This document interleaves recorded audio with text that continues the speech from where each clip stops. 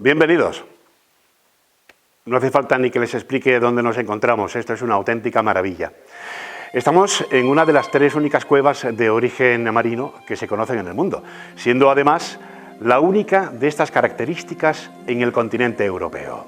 Verán, sus historias y leyendas se remontan a diversas épocas: el Paleolítico, la primera edad del bronce, a los fenicios, con los romanos y con los árabes.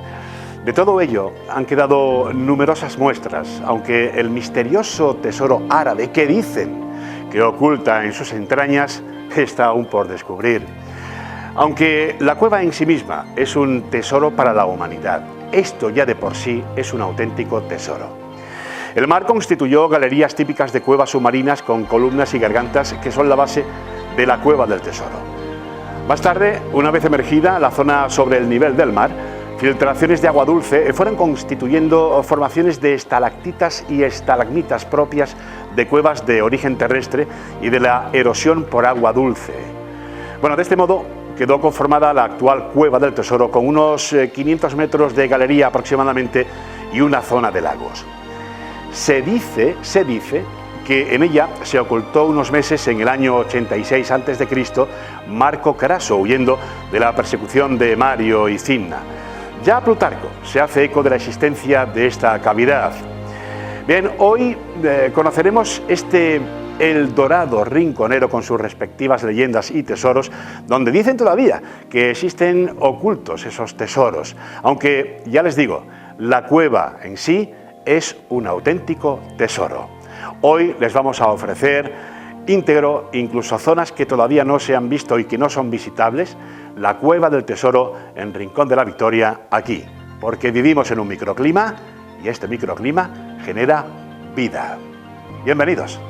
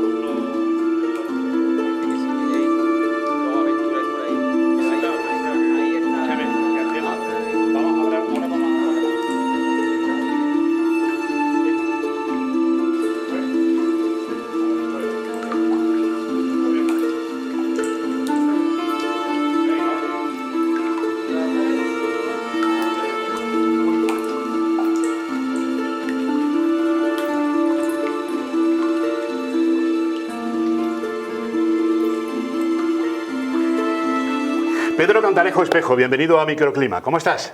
Pues muy bien, aquí en mi ambiente, en mi cueva y a gustísimo. Oye, que de verdad es un placer y un honor que tanto el Ayuntamiento de Rincón de la Victoria como tú mismo, que eres guía turístico precisamente para enseñar las diferentes dependencias de la cueva, como también con Juan Bautista Salado, que ahora hablaremos de él, con todo lo que concierne a una de las cuevas, como decimos siempre, aunque familiarmente se le conoce como Cueva del Tesoro, pero yo creo que ya el tesoros en sí es la cueva, ¿no? Prácticamente es ella misma, el mismo tesoro, Claro, ¿no? aquí esta cueva tiene un montón de historias relacionadas con tesoros, con leyendas, pero yo precisamente no es la parte que me gusta. Yo prefiero centrarme en la arqueología, en la geología, en todo lo que todavía nos queda por descubrir. Ahora vamos a desmitificar con Juan Bautista todo el tema de los tesoros y de las leyendas que se ciernen en la cueva. Ubícanos dentro de lo que es la Cueva del Tesoro. De momento, ¿cuántos metros de galería podemos encontrarnos? Pues hay casi unos 500 metros de galería, entre toda la cueva, la parte turística, la no turística, pero nosotros ahora mismo estamos precisamente en la parte no turística, la parte espeleológica y donde por suerte se han conservado todas las pinturas y tal, que son unos 100 metritos de cueva. Y donde vamos a conocer el significado de la cueva. Claro. ¿Por qué se forma la Cueva del Tesoro? La Cueva del Tesoro es una cueva normal y corriente, como creada en cualquier cueva de roca caliza, solo que aquí el mar influyó mucho. El mar inundó la cueva hace 5 millones de años y le dio estas paredes tan lijadas, con estas formaciones tan suaves. Y de ahí su importancia también geológica. Málaga siempre se ha caracterizado por ser eso, ¿no? Las construcciones geológicas que nos encontramos es por ser marina. Pero yo creo que ya existía antes la Cueva del Tesoro, ¿no? Lo único que aquí se adentró el mar y fue cuando empezó a esculpirla, ¿no? Por supuesto, todas las cuevas, todo Málaga, son todas las arenas de hace 100 millones de años, de cuando esto estaba inundado por el mar de Tetis. Así que, ¿qué es lo que estamos viendo? Sus restos marinos fosilizados. Vayamos a donde vayamos de Málaga, vamos a ver el mismo tipo de roca, las calizas de hace 100 millones de años. Aquí lo mismo, solo que aquí el mar la inundó y le dio esta forma tan característica. Desde luego. Sobre el terreno, que nos encontramos en una de las zonas no visitables de la cueva, sobre el terreno, que por cierto, esto es una maravilla y es un privilegio el que podamos ofrecérselo en microclima, en las partes no visitables de la Cueva del Tesoro. Nos encontramos, pues, desprendimientos, pero no son desprendimientos naturales de la cueva. Eso es una escombrera. Claro, escombreras dentro de cuevas no es nada fácil ver, es imposible. Es imposible verlo. Al formarse por disolución del agua dulce, nunca va a haber escombros, nunca va a haber nada roto. ¿Qué ocurre? Que aquí, por culpa de las leyendas del tesoro y todos estos buscadores de tesoro y tal, al vaciar la cueva de sedimento y no encontrar nada, pues empezaron con dinamita, barrenos, a buscar dentro de la propia caliza, dejándonos todos estos escombros y todo el polvo que, por desgracia, tiene hoy en día la cueva. Es impresionante. O sea, que metían aquí barrenas para intentar expoliarla y buscar ese hipotético tesoro que ahí está, ¿no? Como leyenda, ¿no? Y que dejan, pues, prácticamente un poquito defenestrada las zonas como esta, ¿no? Además, aquí estamos encontrándonos, por ejemplo, la limitación de dónde empezaba la cueva y todo lo que ha sido la bajada de escarbar, porque aquí no hay otra cosa que escarbar, Esto ¿no? fue escarbar, claro. Antes, cuando venían los buscadores de tesoro y todo esto, la arqueología era muy primitiva, para la redundancia. Así que ellos, más que buscar piezas que todavía ni le echaban cuenta ni nada, pues era buscar el tesoro. Así que todo lo que pudiese sacar fuera, lo hacían, sin buscar nada. Vamos a continuar nosotros, ¿no?, con nuestro viaje por el pasado y sobre todo por esta auténtica maravilla de la naturaleza que es la Cueva del Tesoro. ¿Dónde nos vamos ahora? Pues nos vamos a ver un poquito la geología, las tres fases que tiene esta cueva. Vale, pues venga, vamos por aquí. Vamos para allá.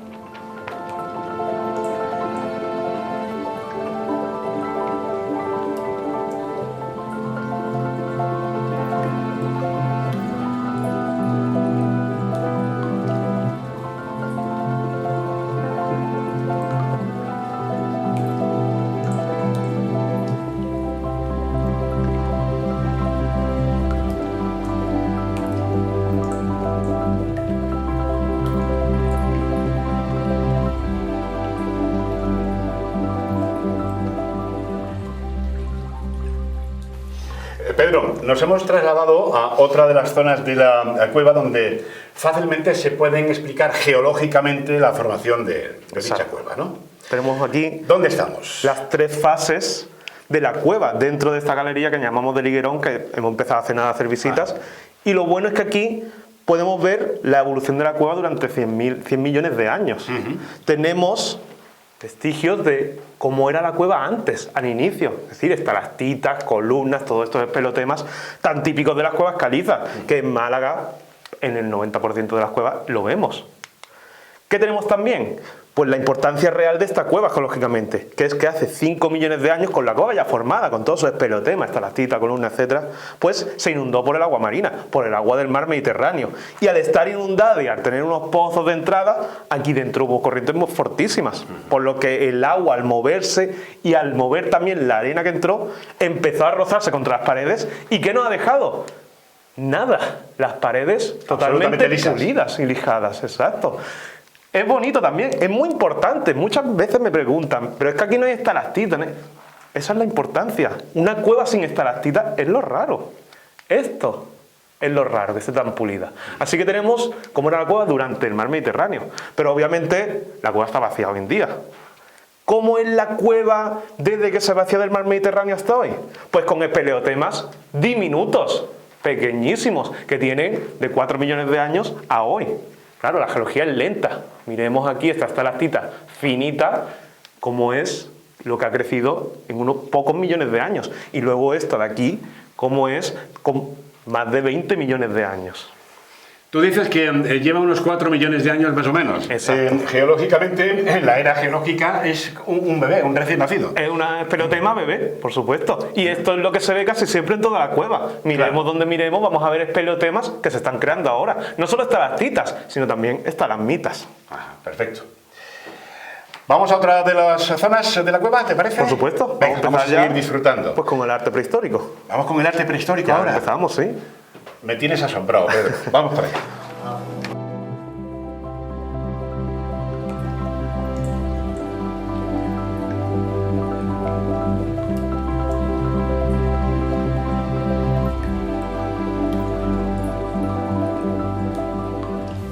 Pues vamos a empezar viendo el arte prehistórico que hay en la Cueva del Tesoro, que lo más antiguo que tenemos datado es una mano de hace 32.000 años. Mano que realmente es muy fácil de pintar. Simplemente ellos cogieron óxido de hierro, ese pigmento de óxido de hierro, al mezclarlo con agua. ¿Y qué es lo que solemos hacer todos cuando tenemos la mano llena de pintura? Pues estamparla en la pared. Y eso es lo que hizo un niño aquí hace 32.000 años, porque aquí hay una mano de un niño. Este es el meñique, el anular, el corazón, el índice que tiene poco pigmento y el pulgar está aquí.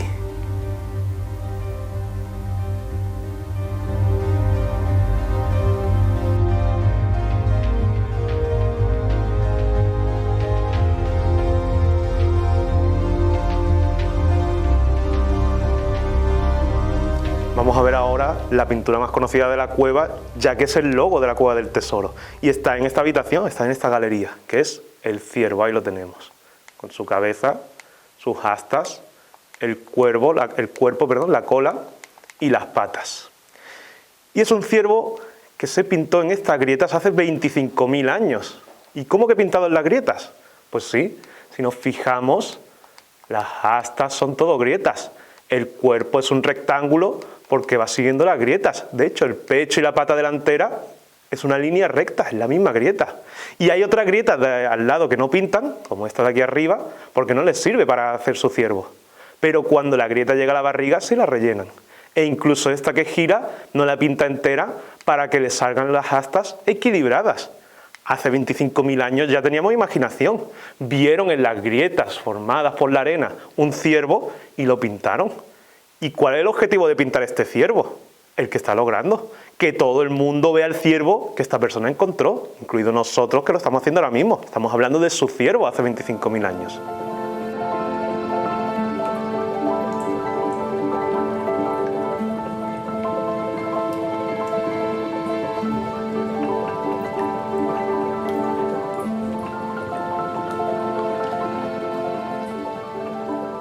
Una antigua leyenda habla de la existencia de un tesoro escondido en la cueva.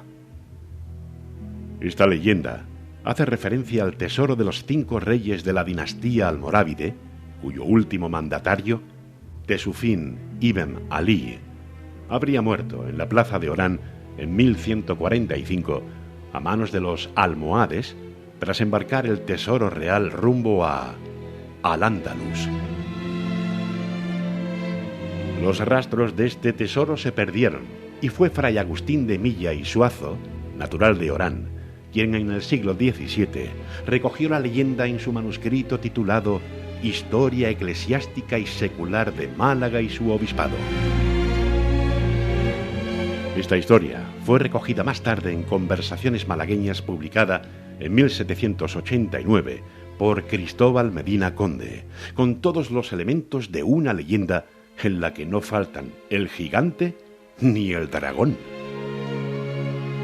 Según este autor, un grupo formado por 17 hombres de reconocido valor se introdujeron en la cueva para buscar el famoso tesoro y salieron aterrados, convencidos de haber visto la figura de un animal extraordinario y huellas, como de pies desnudos, que ocupaban más sitio que el ancho y largo de 2 pies de los nuestros.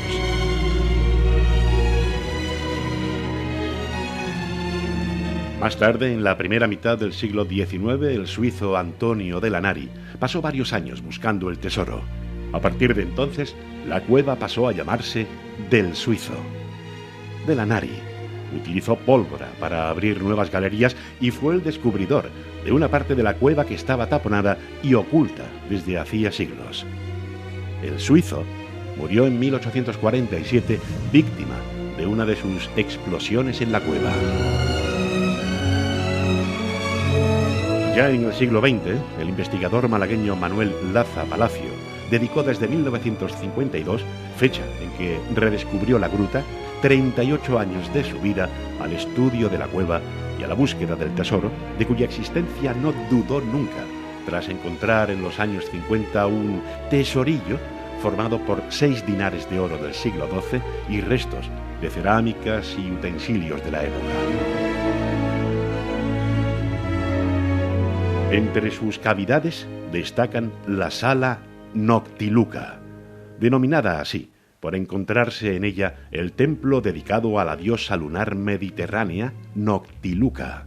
A sus pies hay un altar en el que se hallaron restos de cenizas de animales sacrificados en su honor.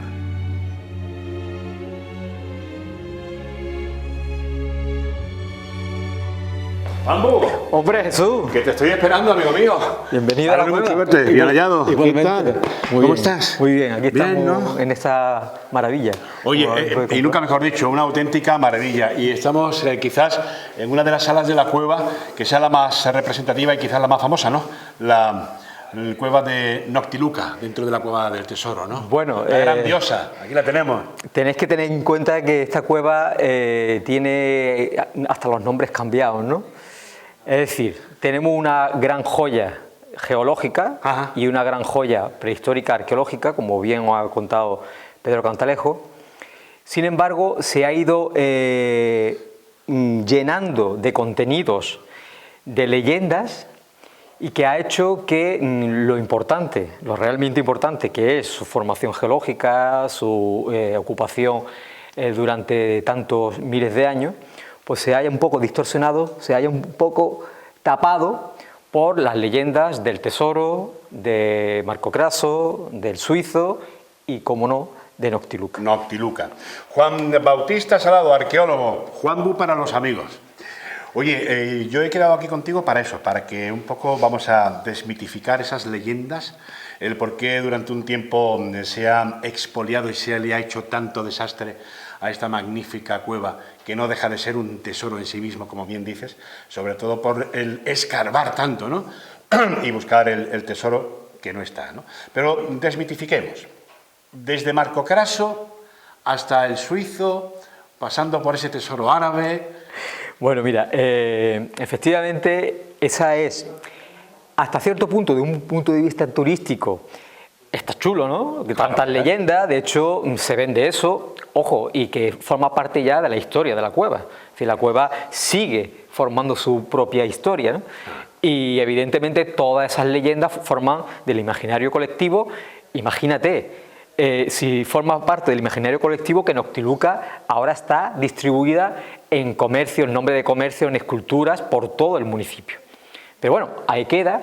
Pero los científicos, los arqueólogos, estamos también para decir, cuidado, está muy bonito eso, queda muy chulo para cuando viene el turista y contarle 4 historias, pero que eso no es cierto. Por ejemplo, Noctiluca. En Noctiluca hay un escrito del siglo IV después de Cristo, de Avieno, que cuenta la historia un poco de la costa malagueña y dice que cerca de Mainaque hay una isla frente a un río donde está el templo donde los fenicios adoraban a Noctiluca. Pero estamos hablando de una isla, ¿vale? Entonces, bueno, cuando Manuel Laza estuvo aquí buscando el tesoro, pues encontró esta formación geológica, como tantas que hay, que tienen formas y parecen, por ejemplo, un águila, que la hemos visto, ¿no? Sí. En la entrada. Pues él interpretó que esto era Noctiluca por el cuerno que tiene, que representar la luna, el ojo, el perfil de la mujer, y que había una serie de restos de fuego, de ceniza, con huesecitos de animales, donde demostraba que eso era pues un sacrificio a la diosa. Evidentemente tenemos varios datos que desmontan esa teoría. Primero, esto jamás fue una isla, esto es una cueva, por tanto ya por lo principal ya la leyenda se rompe. Y después el hecho de que haya huesecitos y carbones en una cueva es lo más normal del mundo, ¿no? Tenían que comer también, ¿no? Claro, evidentemente. El tesoro, pues el tesoro lo mismo, ¿no? Hay una fuente que ya va conociéndose del siglo XVI, es decir, es una cueva muy conocida, desde muy antiguo.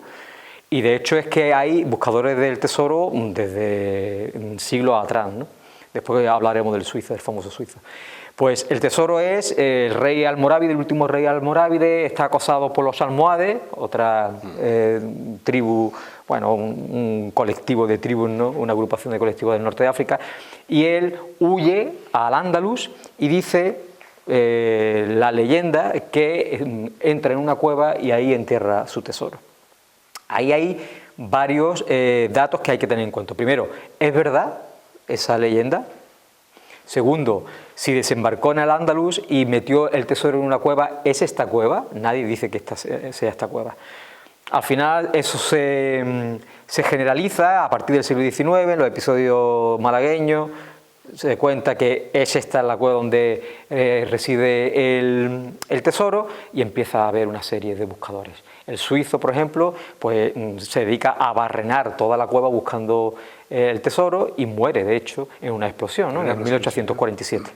Ahora está famoso que está el fantasma del suizo por aquí rondando, ¿no? Sí, también. Otra leyenda nueva que se ha incorporado, ¿no? Y Manuel Laza, al final, se queda con la propiedad de la cueva, porque la compró en su momento su tío Enrique, para aprovechar la murcielaguina y de cantera, y aprovecharla de cantera, y bueno, se la vende por una peseta a Manuel Laza, y Manuel Laza pues sistemáticamente empieza a buscar el tesoro. Y eso, ¿en qué influye? ¿En qué repercute en la cueva? Primero, que le cambian el nombre, antes se llamaba la de Liguero, y segundo, que destruye sistemáticamente todos los depósitos arqueológicos existentes. Pedro lo ha explicado antes, si en la arqueología preventiva, en la arqueología normal, a lo mejor 1 metro, 2 metros, estamos hablando de poco tiempo, en las cuevas, los niveles sedimentarios arqueológicos, estamos hablando de miles de años. Estamos hablando de miles de años. Claro. Pues en la sala del Pilar podremos ver que hay casi 10 metros de sedimentos que desaparecieron por completo.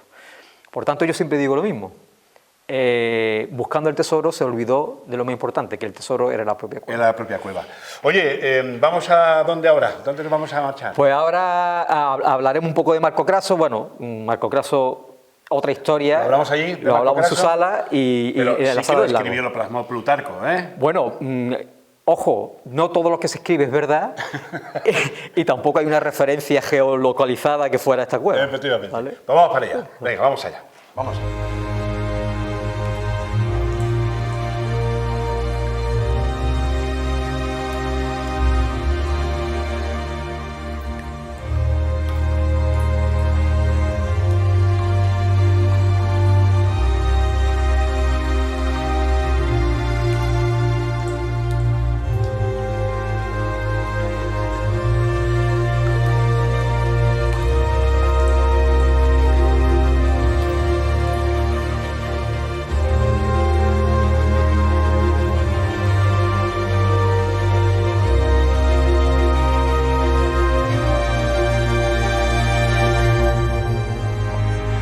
Estamos en la sala del lago.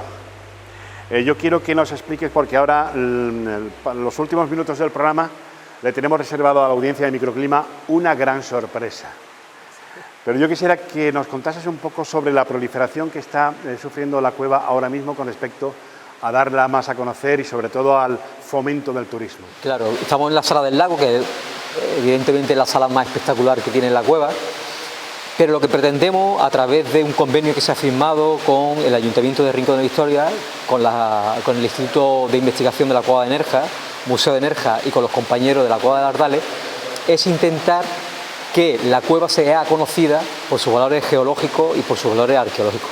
Por tanto, se está haciendo un proyecto de investigación que está dando muchísimas sorpresas gratas, y esperemos que eso ponga en su lugar a la importancia que realmente tiene la cueva en el panorama internacional. Nos vamos a marchar, vamos a dejar y despedir la Cueva del Tesoro para darles esa sorpresa que le tenemos preparada para hoy en Microclima. Nos vamos a otro tesoro, inigualable e incalculable. ¿A la Cueva de la Victoria? A la Cueva de la Victoria. Venga, vámonos a la Cueva de la Victoria.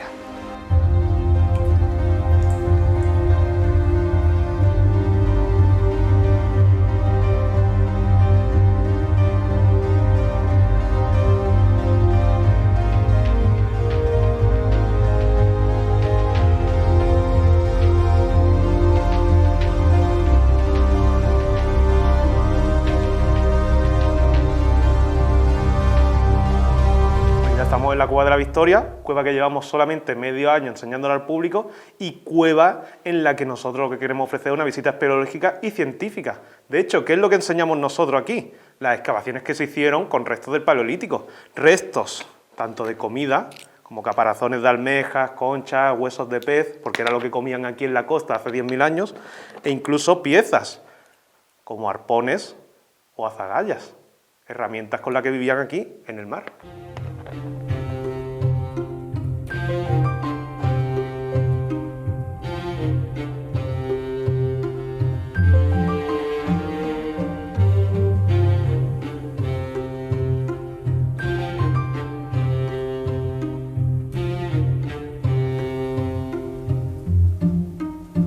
El último periodo que nos queda de la arqueología de la Cueva de la Victoria es el Neolítico, que es cuando nosotros pasamos de vivir en cuevas a vivir en la superficie, y las cuevas pasan ya a usarse como cámaras funerarias. Cuando fallece algún miembro, algún familiar, compañero, pues lo que hacen es enterrarlos dentro.